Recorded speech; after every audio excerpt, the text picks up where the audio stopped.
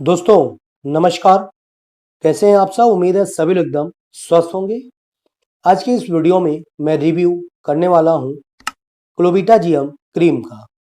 दोस्तों इस क्रीम में हमें बेसिक सॉल्ट के रूप में clobetasol propionate, neomycin sulphate, miconazole nitrate, zinc oxide and borax मिलता है।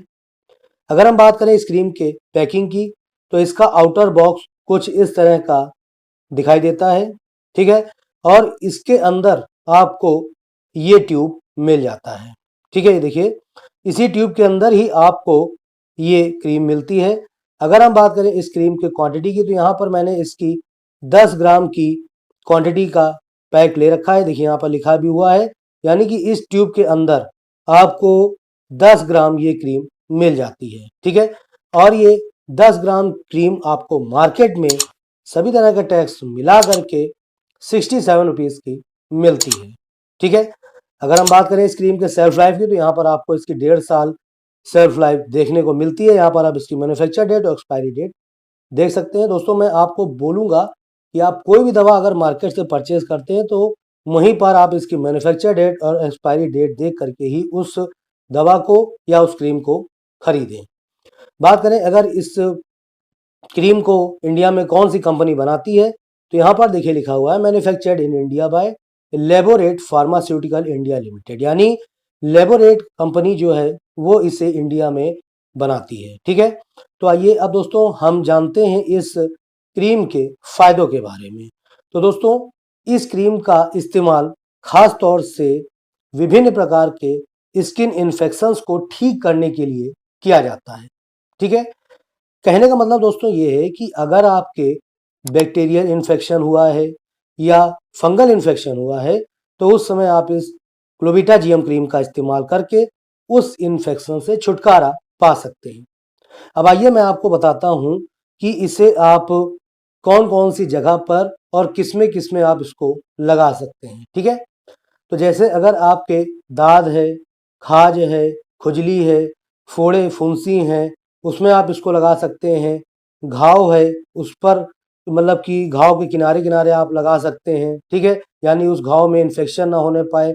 जले कटे के घाव में, ठीक है, उस पे भी आप किनारे किनारे लगा सकते हैं कि जिसमें उसमें किसी भी तरह का इन्फेक्शन ना होने पाए, ठीक है। इसके अलावा जॉकिज पे आप इसको लगा सकते हैं। डाइपर रैशेज, यानी बच्चों के जो डाइपर रैशेज हो जाते हैं या बड़ों के भी जो डाइपर रैशेज हो जाते हैं तो उस पे भी आप इसको लगा सकते हैं इस क्रीम को। इसके अलावा सोराइसिस में इसको लगा सकते हैं।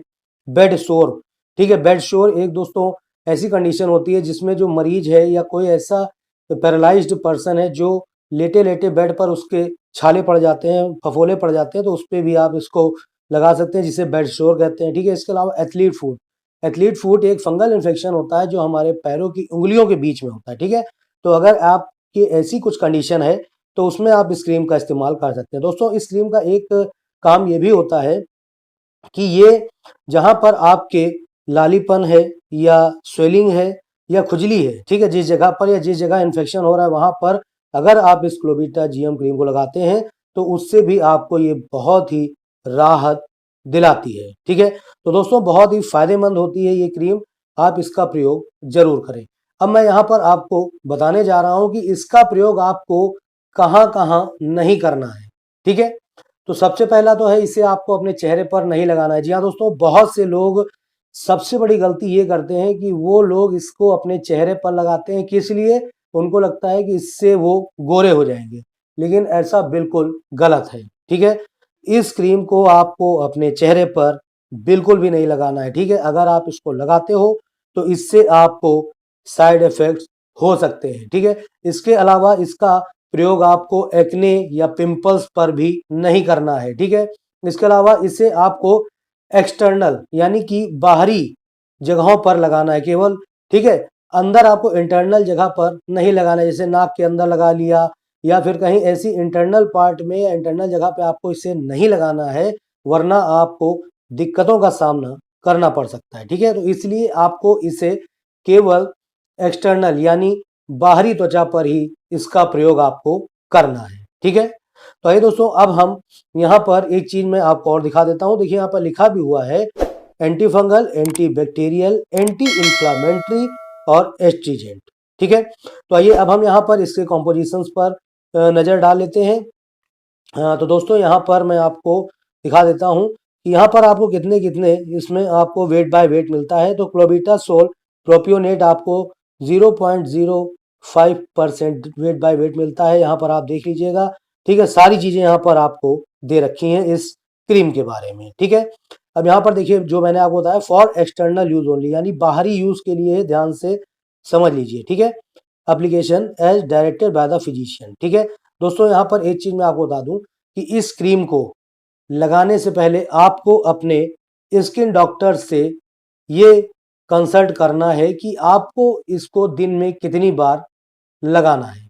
ठीक है, कहने का मतलब ये है कि आपको आपके स्किन डॉक्टर ही बताएंगे कि आपको इसे दिन में कितनी बार लगाना है, कितने दिनों तक लगाना है, वगैरह वगैरह। क्यों? क्योंकि दोस्तों हर एक पेशेंट का उसकी बीमारी को देखते हुए या उसकी समस्या को देखते हुए ही डोज निर्धारित किए जाते हैं। ठीक है, और हर एक पेशेंट की जो बीमारी है, उसकी जो कंडीशन है, उसको देखते हुए अलग अलग डोज होते हैं जो कि आपको आपके डॉक्टर ही बता सकते हैं। ठीक है, तो इसलिए इस क्रीम को लगाने से पहले आपको अपने स्किन डॉक्टर से पहले सलाह ले लेनी है, उसके बाद ही आपको इसे लगाना शुरू करना है। ठीक है, आइए अब यहाँ पर कुछ चीज़ें और देख लेते हैं। तो स्टोरेज वगैरह यहाँ पर दे रखी है, आप देख लीजिएगा।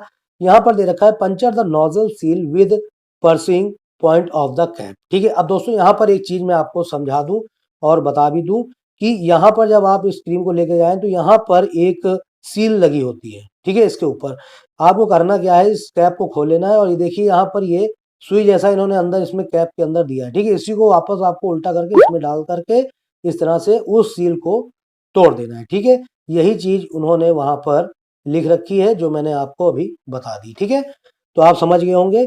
ठीक है, keep tube tightly closed after use, यानी कि जितनी बार भी आप इसको यूज करते हैं उसके बाद से इसको आप बंद कर दें। ठीक है, तो आइए अब हम जल्दी से जान लेते हैं कि इसके जो साइड इफेक्ट्स हैं वो क्या क्या हैं। ठीक है, तो यहाँ पहला साइड इफेक्ट्स आपको देखने को मिल सकता है थिनिंग ऑफ स्किन।